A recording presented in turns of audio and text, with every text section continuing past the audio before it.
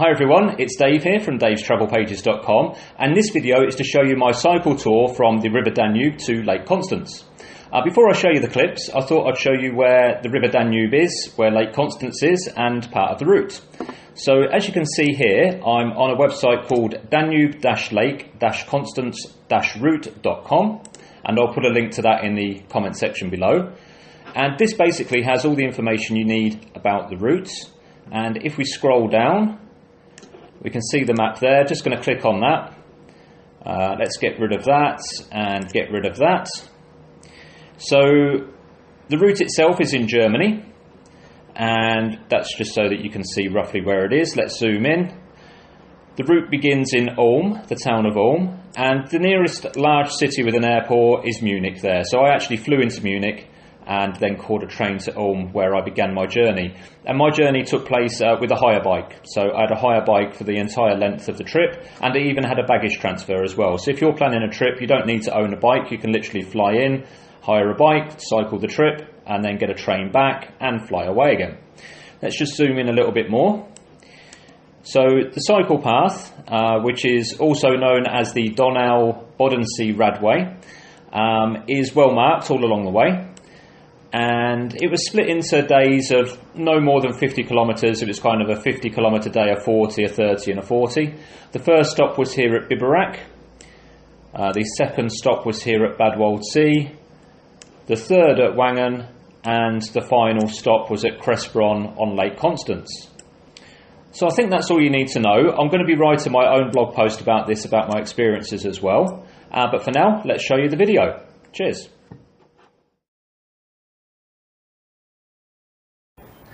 Morning everyone, this is Dave from davestravelpages.com, and this is day one of my cycling journey from the Danube to Lake Constance. And I'm starting my journey in Ulm, which is a city in Germany even, and behind me you can see Ulm Minster.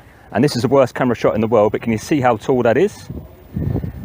Apparently that is the tallest church spire in the world, and I climbed to the top of that yesterday, and there's about 868 steps or 72 or something. Anyway, it's a lot of steps. So why am I here in Germany? Well, I've been invited to promote cycle tourism in the region, and particularly on this route. I think they're celebrating the anniversary. Could be 40 years. I should have done my research before making this video, but I'm fairly certain it's 40 years. And they've given me a hire bike, which is just behind me here, which is okay, you know, it's going to do the job. There's a van going past now, so you probably can't hear me. Let me pause. There we go. So anyway, I'm starting my journey in Ulm, and this is the central square in front of the cathedral, as you can see around me. And then I'm going to head kind of southwards, and I'm heading south towards Lake Constance, which is actually on 3 countries, and I'm going to head to the German bit. It's a 4 or 5 day cycling trek. It's all been organised for me, so I don't need to worry about accommodation or anything like that. But there is one small drawback. They've not actually given me a map. So apparently it is easy to find your way around. So I think I've got to head to the Danube, turn right, keep pedalling, and hopefully there'll be a signpost somewhere. If not, I'm sure Google Maps will come to my rescue. Is there anything else I should add? I don't think so. I'm going to quickly take you around Ulm now, and then we're going to hit the Danube Trail, something I've cycled twice now, so this will be my 3rd time cycling this small section. And then at some point that track should then diverge and hit the Lake Constance route. So that's it from me for now. I will talk to you in a bit. Cheers. So as I mentioned, Ulm is definitely a place where you could spend a couple of days sightseeing. There's plenty to see and do here, and there's also a surprising amount of museums.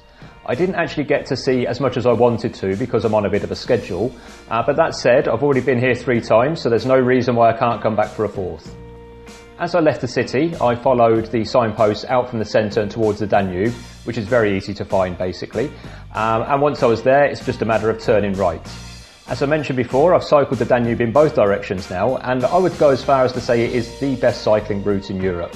It's suitable for people of all ages, of all abilities, of all levels of fitness. You can take your own bike, you can hire bikes along the way, you can stay in hotels, you can camp, you can do 20 miles a day or 30 miles, or you could do 100 miles a day. It's really up to you. As you can see, it's also very well signposted, and the route takes you through the countryside where it can. The route in Germany is sealed for the most part.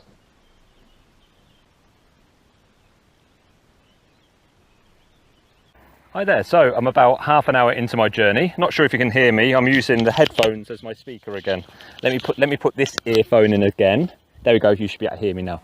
So I'm about half an hour into my journey, 10 kilometres outside of Ulm, and the path so far has followed the River Danube, and it keeps you off the road, and it's a sealed path. So I'm not sure if you can see just behind me here, but that is a sealed path literally just for cyclists, which is what makes cycling in Germany so great, really, because it keeps you away from the traffic.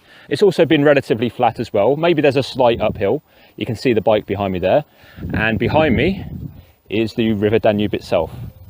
So I believe, because I'm kind of using Google Maps, I believe that my path will leave the Danube probably in about 5 kilometres or 10 kilometres time, and then I start heading south.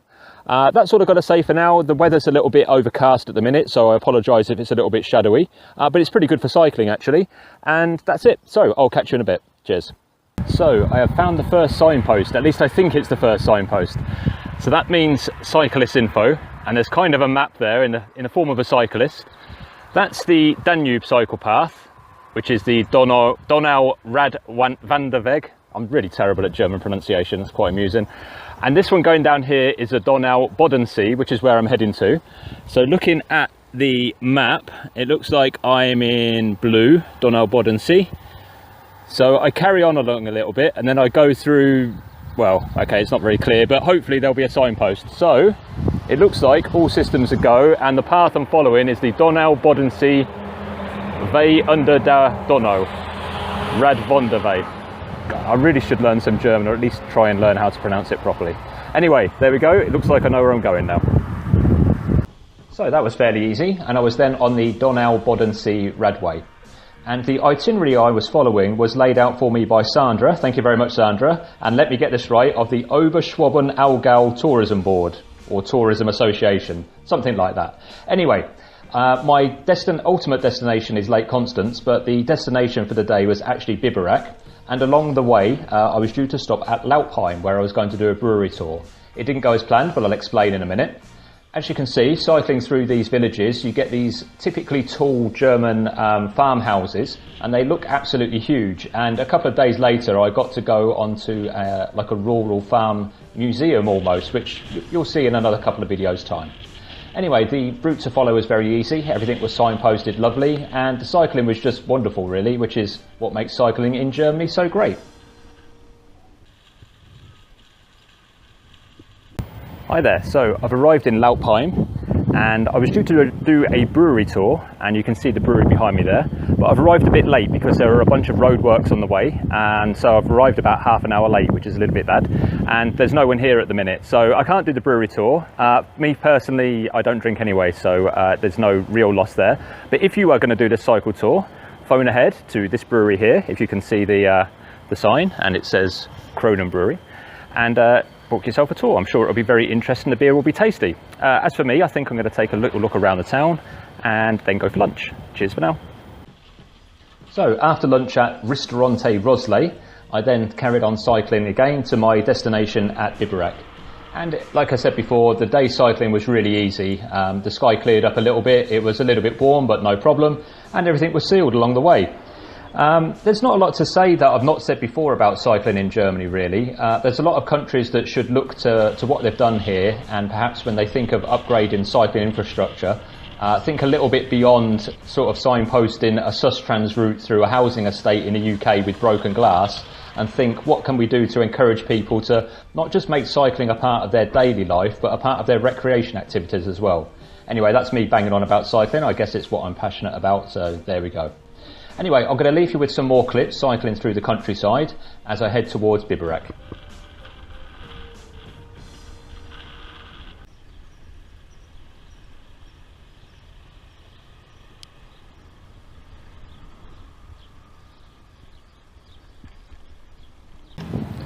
Hi there, so that's the cycling part of my day over, and I'm staying in that hotel behind me, which is called Hotel Zurich, and that's in a place called Biberach.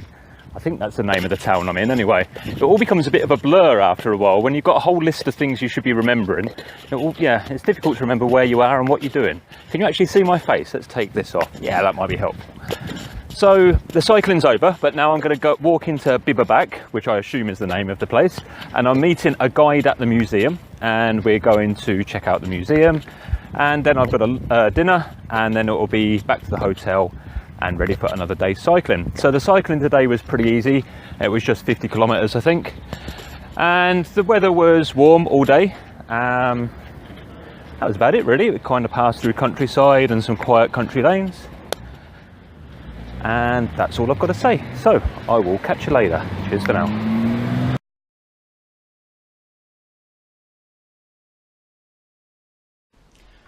Good morning everyone. So this is day 2 of my cycling journey from the Danube to Lake Constance. And today I'm going to be leaving Biberach, which was a beautiful town by the way, and hopefully I'll have some videos and pictures of that. You can check my Instagram account for some pictures. The interior, or the historic centre I should say, of the town has some 500-600-year-old buildings, and it's really beautiful. It's quite surprising it's not a UNESCO heritage site actually. Anyway, I'm leaving today. I've got a short 5-kilometre cycle, and then I'm going to a place called Waldsee, and there I'm catching, I think they're calling it a small train. In my head it's a toy train. Then I'm going to see a monastery with a guide, and then I'm going to cycle for about 35 kilometres to my final destination of Bad Waldsee. So I will give you some pictures from the road as always, and I'll speak to you in a bit. Cheers for now. It was just a matter of following the signposts along the cycle path towards the station at Waldsee, and I'm going to show a photo of it here. If you Google the Waldsee train station on Google Maps, you'll see that photo featured, and I've been featured on Google Maps. Thank you very much, Google. And once I was there, as you can see, it's a steam train, which is pretty cool. I guess I was kind of half expecting a steam train. I wasn't too sure what I was going to do with the bicycle, but as we pan round to the right, you can see that it's hanging up on hangers. So this train is obviously set up for cyclists that want to go to Ockenhausen, that don't want to cycle the route, and it makes for rather a pleasant day out. I went on a Saturday, and it seemed that there were a lot of people out. I think we left at about 10:30ish. Don't quote me on that. And a few of the, there were some old boys, some old German boys on board, and they cracked open a couple of beers early on. And I guess that we all enjoyed the journey on the steam train. You can see there the little man's just run off, and what he's going to do, he's going to block off the road ahead to prevent the traffic coming over, and then the train's going to carry on. And there you can see that the traffic's all stopped up, and he's hopped back on the train, which was pretty cool. So that's the journey on the steam train, which, I don't know, it broke it up nicely and it was very pleasant. We passed by some restored train stations like this one, and then once I arrived in Ockenhausen, I was met by Sandra, who then took me to a place called Café Crumbles. Inside Café Crumbles, it's a Scottish-influenced cafe. So there were scones, there was a cup of tea, and there's a variety of cakes as well. Who would have expected it in the middle of Germany? But there we go, it's very pleasant. Thank you very much, Café Crumbles, for hosting me. Moving on from the cafe, we took the short cycle ride to the Ockenhausen Monastery. Overlooking a valley, the Ockenhausen Monastery is one of the highlights of the Upper Swabian Baroque route. It's well preserved and was first established back in the 11th century. The monastery has had a long association with music, and it is currently home to the State Youth Music Academy. Parts of the building are open today to the general public, and you can easily spend a couple of hours wandering around here. I'll put some more information underneath the video in the comments section below. After leaving the monastery, it was time to hit the road again and cycle the 30-odd kilometres to the town of Bad Waldsee. As you can see, it's cycling through the countryside again, and it's either on a combination of dedicated cycling paths or quiet rural lanes. I passed the odd tractor here and again, but I was kept away from the traffic for pretty much most of the journey. Rather than talk you through to the end of this, I'll leave you with some music and I'll catch you in the next video. Thanks very much for watching, and I'll see you next time.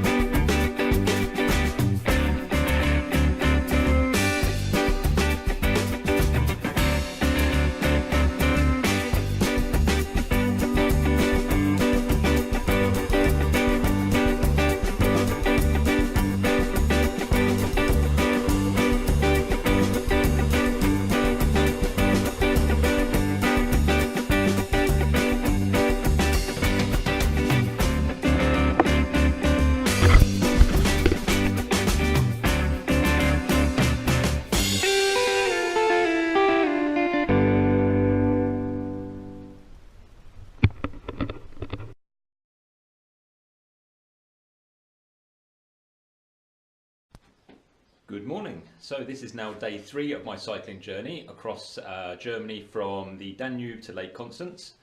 And today I am leaving a town called Bad Waldsee, which I've not seen a lot of because I got here late and I need to leave early.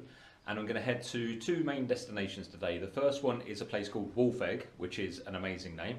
And there apparently I'm going to a homestead museum, and also I'm going to learn to drive a tractor, so that'll be nice. And then from there I'm going to see a castle in another place whose name I forget now, and then I end the day in a place called Wangen. That's a lovely name, isn't it? The actual cycling for the day is about 35 or 40 kilometres, so there's not that much, but it's the stops on the way which are making the day. That's it for now. I'll give you some shots from the road. Cheers. So of all the things on my 4 or 5 day cycling itinerary in Germany, this was the one thing I was really looking forward to. A tractor driving course just seemed kind of random but really interesting as well. And in my head I'd worked out how we were going to film it, and then how I was going to show you guys with some music. Probably it's going to have like the Benny Hill theme tune playing or something. And we filmed it perfectly, and Petra and Andrea were great, and they ran alongside the tractor filming me. And for some reason the film's not on the GoPro. So I don't know what happened. I don't know if I accidentally deleted it. I don't know if the card was corrupted. But all I can do is show you these still photos. And hopefully you're going to get a good impression of the Farmstead Museum, and you should visit it. And I'm going to leave a link in the comment section below so that you can check the website out and find out more about it. And I'll also write a blog post in the future. So unfortunately I haven't got the footage of me driving a tractor, which I'm sure you were really looking forward to, but we have these stills instead. Anyway, thank you very much Petra and Andrea for showing me around there. So once I left the farmstead, it was time to hit the road again, and this time I was heading towards Kisleg. The road to Kisleg was an easy one to follow, and you can see that on the screen. Instead of talking about the road, I think I'll just talk quickly about making a video on a bicycle tour. If you've seen my other cycling videos, from cycling from Greece to England for example, you'll know that I made a vlog a day. And that was actually quite hard work. So what I would do is I would take video throughout the day, would make some commentary, and then when I was either in my tent or in a hotel room at night, I would mix everything together and then upload it to YouTube. And sometimes that could take 4 or 5 hours. In fact, there was a couple of days when I spent longer making the video than I did actually on the bike.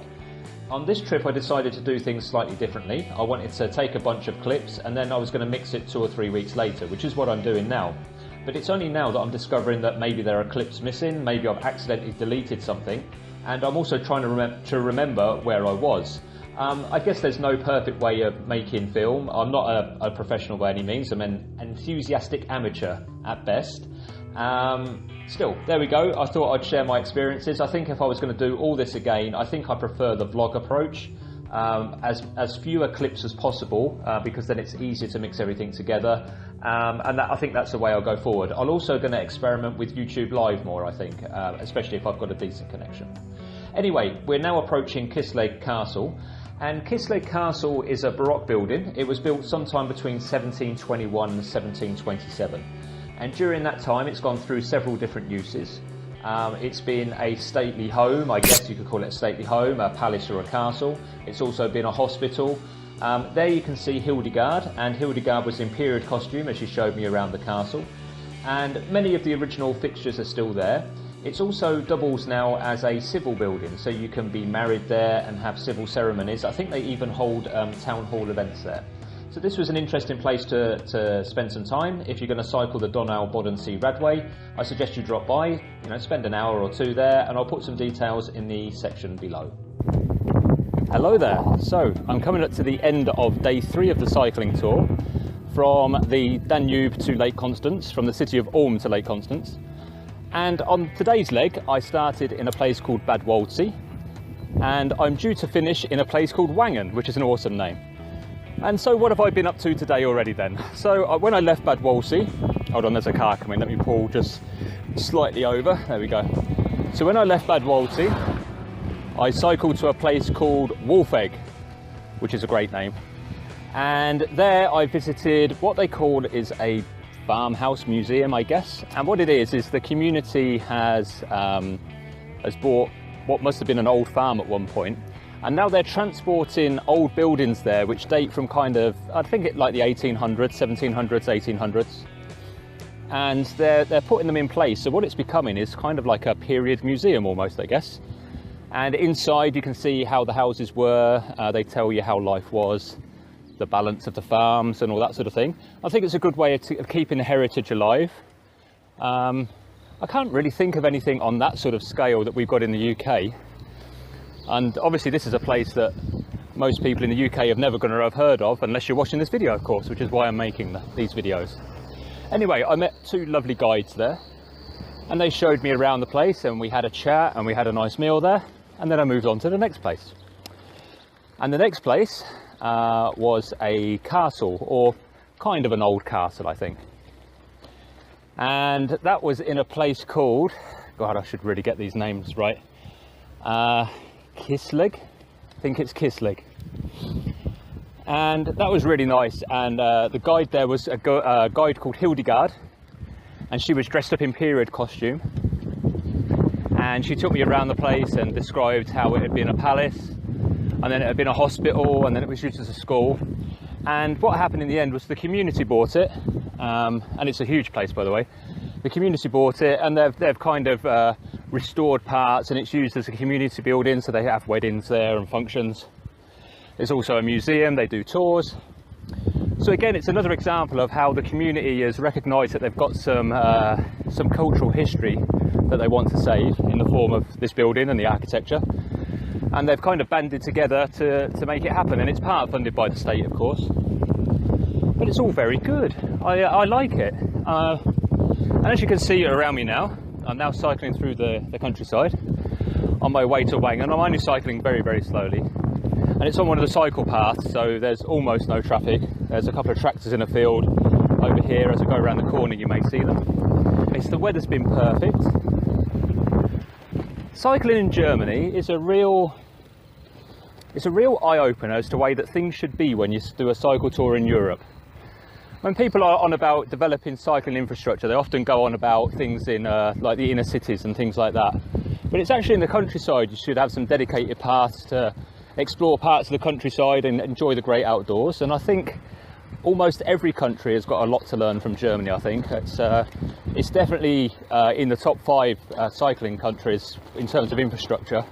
Probably number 1, to be fair, but I don't want to annoy other countries which think they've got great cycling infrastructure as well. So I've got about probably about an hour to go as I cycle towards Wangen, and I'm going to stay in another hotel there. When I arrive, I've got loads of work that I need to catch up with, so I'm going to do that, and I've got loads of notes from this trip I should make.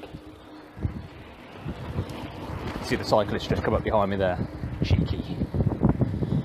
And that's all I've got to say for this video. So I don't know if that will be the end of the day's vlog, because I'm never too sure. I do lots of different filming as I'm cycling along. I'm never too sure how it's going to turn out in the end. Anyway, I'll stop talking for now and show you some more shots from the road. I'll see you in a bit. Bye.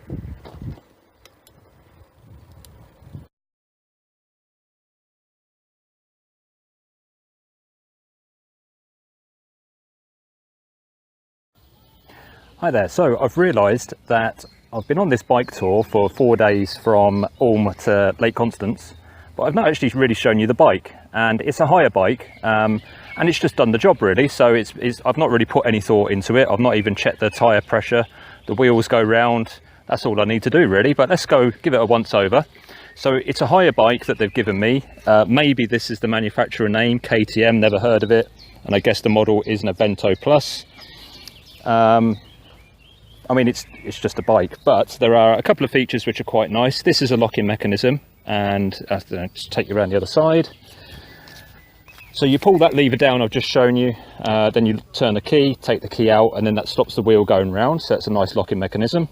And they've also given me 2 bags, which are Valda bags, and they're waterproof, almost identical to Ortlieb, to tell the truth, but the fastenings are slightly different and, in my opinion, inferior. I have used Valda waterproof panniers before, and yeah, they're absolutely fine, but I don't like the fixing system on them. And they also gave me this handlebar bag as well.